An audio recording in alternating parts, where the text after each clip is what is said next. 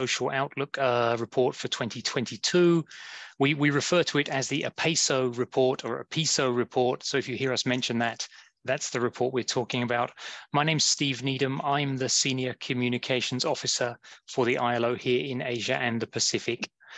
Thanks for joining. If any of you do join, please we ask if you can adjust your name on the Zoom so that we can see who you are. We do have a press release for this launch, which is embargoed until 2 p.m. Bangkok time. We will send it, if you haven't seen it already, we will send it to all of you on the call as soon as we are done. We have two speakers here with us today. First up, we have Chihoko Asada Miyakawa, the ILO's Assistant Director General and Regional Director for Asia and the Pacific, who will give some words of introduction. And then we will pass the floor to Sarah Elder, the senior economist and lead author of the APESO report. We'll put those names in the chat for you so that you can see how they are spelled. With no further ado then, let's get started. And Asada-san, the floor is yours. Thank you. Thank you very much, Steve.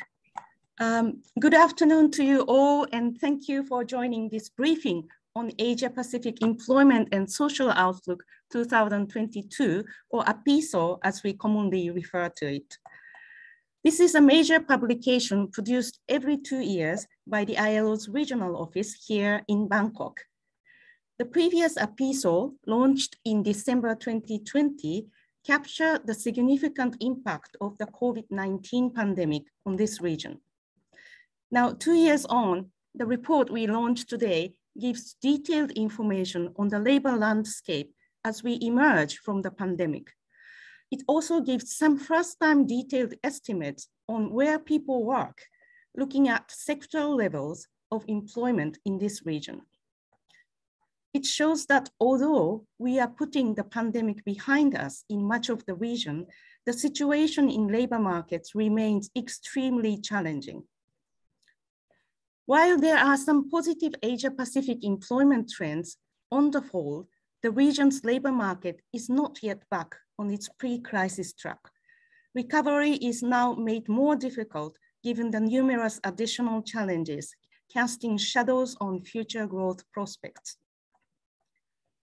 Full recovery in the region remains elusive, with conditions expected to remain difficult also into 2023.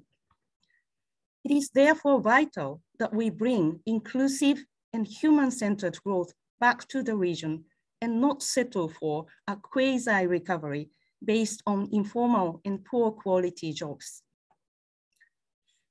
Despite half a century of economic growth, the fact remains that most workers in Asian Pacific are employed in sectors that the Asian miracle has passed by. This includes sectors such as agriculture, manufacturing, and retail, which are often characterized by informality, low wages, and poor conditions. The challenge moving forward is to increase and sustain policy attention and public investment to achieve decent work and inclusion in all sectors, but especially in those where the majority of people work. These issues will be discussed at the 17th Asia and the Pacific Regional Meeting, which takes place in Singapore from 6 to 9 December. I encourage you all to follow the discussions as they will set the direction of ILO's work in this region for the years to come. Allow me to now hand over to Sarah Elder, ILO senior economist and lead author of the report, to walk you through the main findings. Sarah, over to you, please. Thank you so much, Chihoko. Thank you to everyone for joining. It's a pleasure to be with you. This is a big report for us. It's one that we put out every 2 years, and I like to say that there's something for everybody in it. But given its density, we have to present it in very broad strokes. So I'll speak just a few minutes on the general findings, and then we'll start with a Q&A amongst myself and the co-author, who's Christian Viegelin, who's also here with us today. So as Ms. Asada said, there has been some positive employment trends. shown in the region. And in the report, we do talk about employment growth starting to resume again in 2021, certainly recovering from the 3.1% drop that we saw in 2020. And by 2022, we now have employment growth that is above the 2019 numbers, 2% above, I should say. So, you know, at the basic level, it looks like we're starting to get back on track. But as many of us know, sometimes if you dig behind the surface, things still don't look quite so positive. And we see this in many ways. We see it first, if we were to do a sort of counterfactual comparison and look at where job numbers would have been had we been following the pre-crisis trends. When we look at this, we find that there's a continued job gaps of about 22 million. Which is a gap of 1% in 2022. Now, what I find most worrisome is the fact that we say that this job gaps will increase in 2023. It will increase to about 2%, continue looking at the pre-factual trends of 2019. And this has to do with the quite strong headwinds that we're seeing in terms of the geopolitical situation, and just the regional context is not looking so favorable. Second, in terms of the aggregate hours of work in the region, we're not yet back to the pre-crisis levels. The working hour losses in the first 3 quarters of 2022 compared to the 4th quarter of 2019 amounted to a gap of 1.5%. So even if employment numbers are there, the amount of volume of work that we're putting in terms of hours of work is not quite there.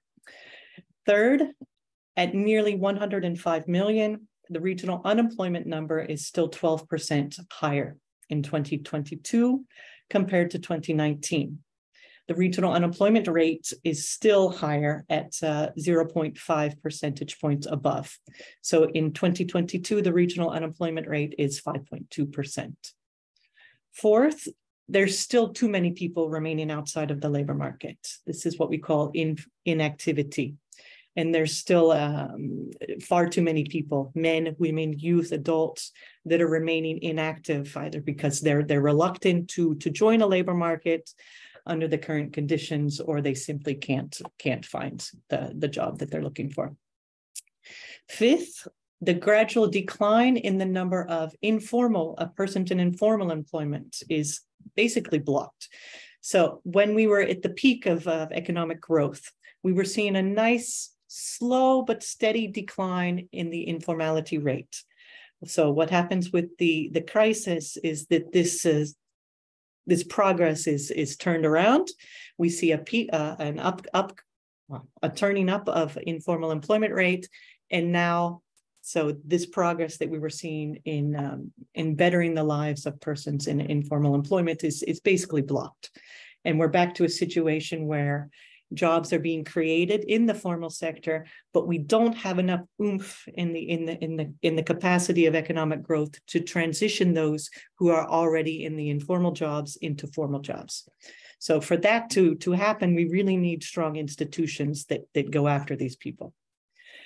So in summary, some progress, but the future is looking very, very shaky. So I think, as Chohoka mentioned, we have this regional storyline, but the real value added of this APESO report is what we've been able to do, the analysis that we've been able to bring on based on new regional sectoral employment estimates. And this gives us an opportunity to really deep dive into where people work, how people work, and what are the sectors that continue to dominate our regional employment landscape. And I'll highlight just a few of the main findings from the sectoral analysis. So first, we have 3 sectors alone: agriculture, manufacturing, and wholesale and retail trade, that together account for 60% of the regional's workforce. That's 3 in 5 workers that are still engaged in these 3 big dominant sectors. And this gives us a sort of disconnect between the vision of rapidly modernizing Asia and what the data shows. And I can give an example here. So what do you think of when we think of modern growth? We think very much of digitalization and IT, right?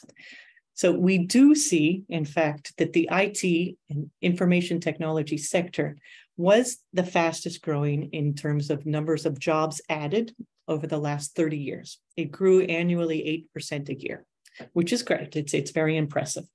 But when we put this in terms of the numbers, we find that in 2021, the IT and information service sector employed 9.4 million persons. And this corresponds to 0.5% of the total workforce. So even if it's growing fast, it's never going to employ a large share of workers in our region.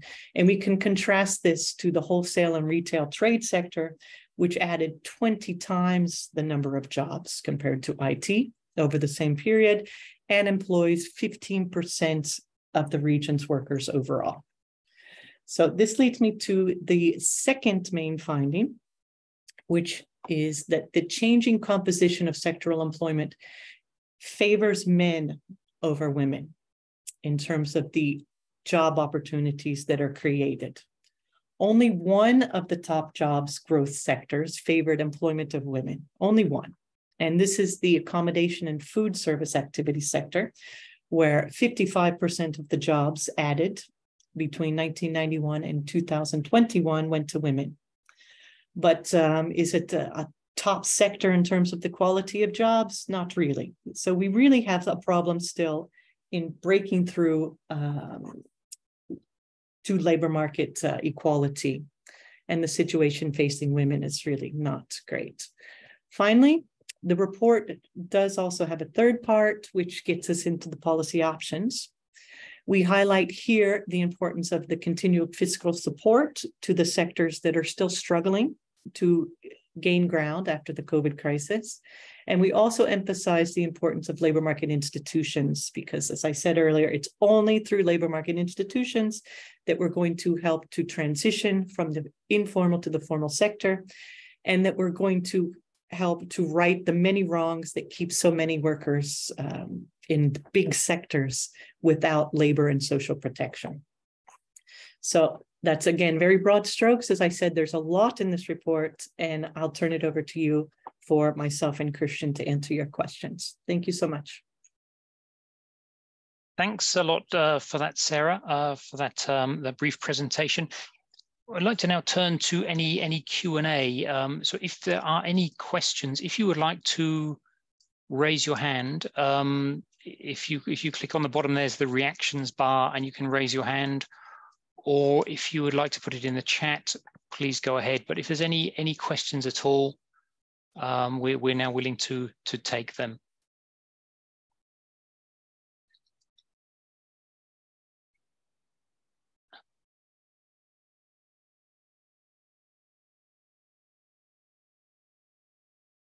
I realize there's quite a lot to digest.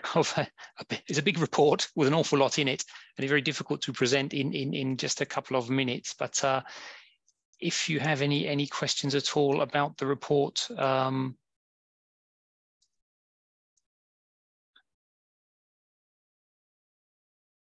okay, I have one here from on the chat from Samuel in the Philippines. Let me read it out to you, Sarah. ILO mentioned in its new report about the negative ramifications of telework, including blurring of boundaries between work and personal life. Is there any effort from ILO to come out with a new convention or update existing ones to cover such a change in the world of work? If yes, what is the status of said convention? A little bit outside the realm of the APESO perhaps, but Sarah, would you like to have a go at that? Sure, I can have a go. It is a topic that's of great importance to the ILO. But while you mentioned the negative ramifications of telework, we have to balance it out by the many positive ramifications that we've had from telework. And a lot of workers who have had a taste of regular telework are now insisting on this continuation. So it's a topic that needs to now be balanced and covered in the national legislation. And some countries are doing this. I could speak to Malaysia, for example, where they're figuring out how to legislate the issue of telework, remote telework in particular. So that's just a topic that we're keeping an eye on, and I would expect to see the ILO coming out in the next year or two on maybe a discussion at the International Labor Conference on how to look at this issue of working time. Thank you. Anything else at all from anybody? Any questions? Please raise your hand or put any question in the chat.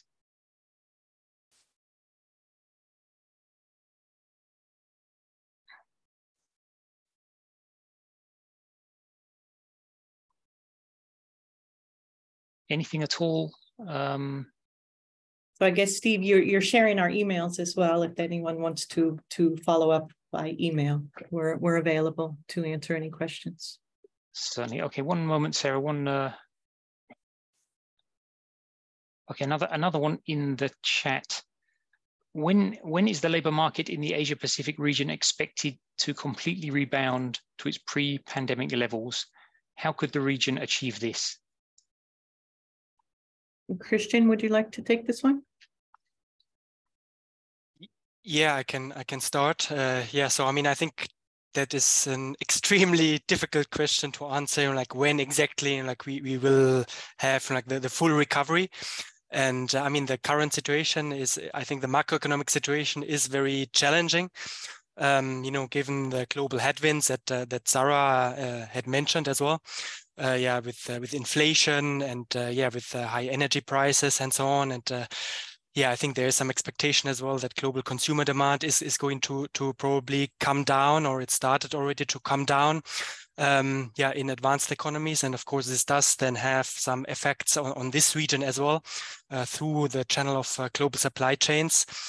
And yeah, so in a sense, like I don't think that we would expect this recovery to happen very soon, but yeah, but I mean, it's like there's a big uncertainty around there, and I do think that we stress this in this report and in other reports where we come out with projections. That's really difficult to kind of like fix an exact year. What we just see is that in fact, yeah, like based on the pre-crisis trends, we still do observe a jobs gap right now in this current year, and we in fact also expect this jobs gap to even become slightly larger next year due to these adverse impacts. Sarah, I don't know, maybe you want to complement? No, perfect. Yeah, as our projections go up through 2023 or 2024, right, Christian? 2023. 2023, yeah. And yeah, clearly, we mentioned employment numbers coming up, but they're not keeping pace with the population. So the employment to population ratio remains below what it was during the crisis, and this is the big problem. So we are not generating enough jobs to capture those who remain on the fringes of labor market participation.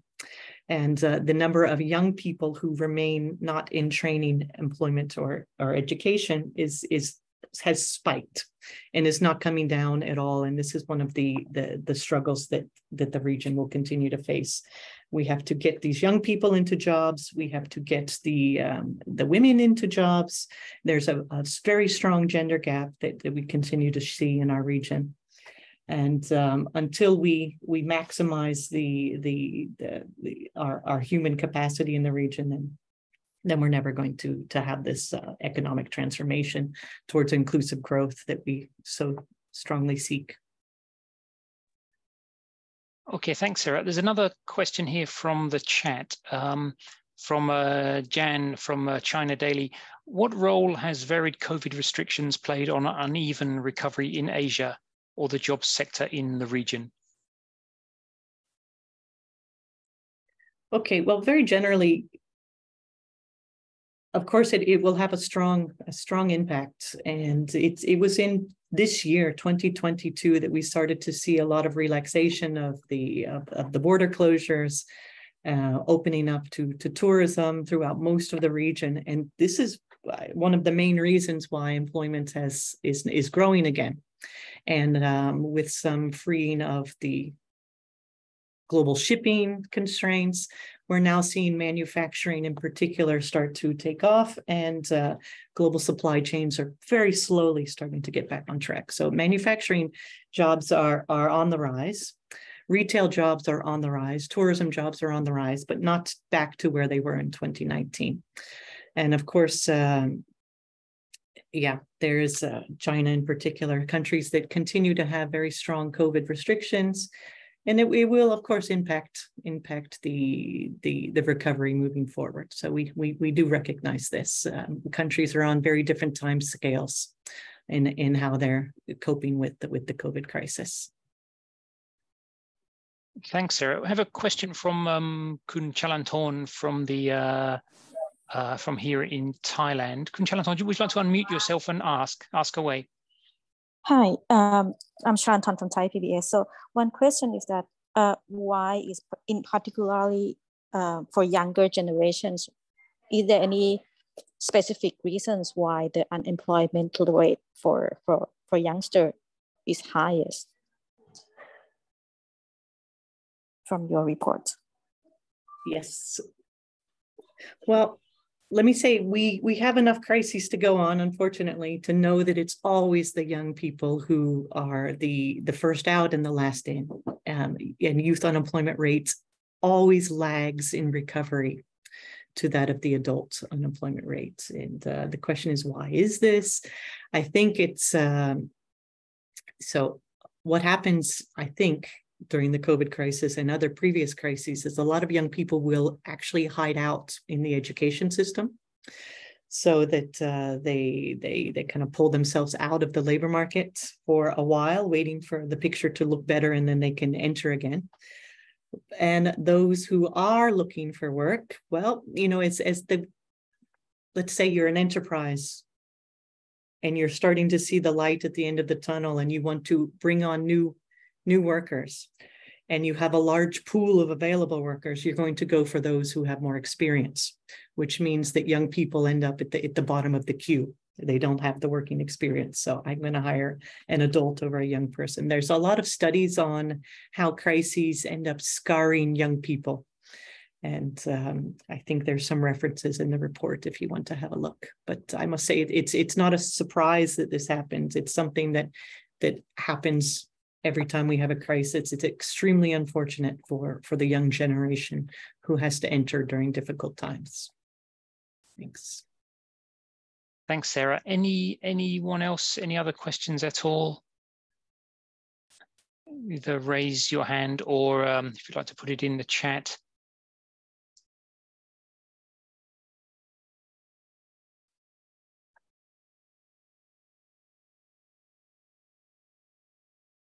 Okay, there's another one here from Samuel. So which sectors show the potential to generate additional jobs, to generate 22 million to 26 million jobs by next year? So where is that main growth likely to come? The big growth sectors in terms of numbers. So yes, we mentioned the strong growth sectors, but still with few jobs. And then there are some within the strong growth sector that also generate a lot of jobs, in terms of the volume of work. One of these is the health and social work sector. And this is an important one for women. Another one is construction, which continues to produce a lot of jobs and to grow. Let's see, what else? We have also, Christian, if you know, mentioned transport is another big one that continues to grow and employ millions of people. And manufacturing, of course, manufacturing continues to grow and have a lot of people working. Those are the big ones. And if I may add, I mean, perhaps apart from that, also tourism, because I mean, tourism perhaps is to some extent at least expected to continue its recovery. And then, yeah, that's also, I think, going to add a couple of million of jobs, probably. Millions, indeed. It's the accommodation and food serving sector. It's one of the top sectors. Okay, anything else at all? Any other questions? Please raise your hand, or if you'd like to put it in the chat.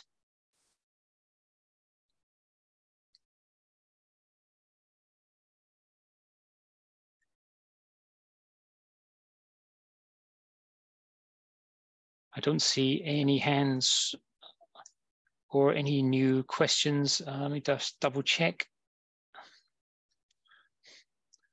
Okay, I think then if we are done, thank you all. I can't see any other questions. If there's nothing else, then let me thank everyone for taking part in this briefing. As we mentioned, there is a press release and the report. The embargo for the press release and report lifts at 2 p.m. Bangkok time. So in just in 20 odd short minutes, we will make sure everybody on this call gets the press release sent directly to them. This is a busy week for the ILO. On the 30th of November, we will also launch our global wages report. If you would like to see the advisory for that, the link will also go in the chat just right now. We'll drop that in there.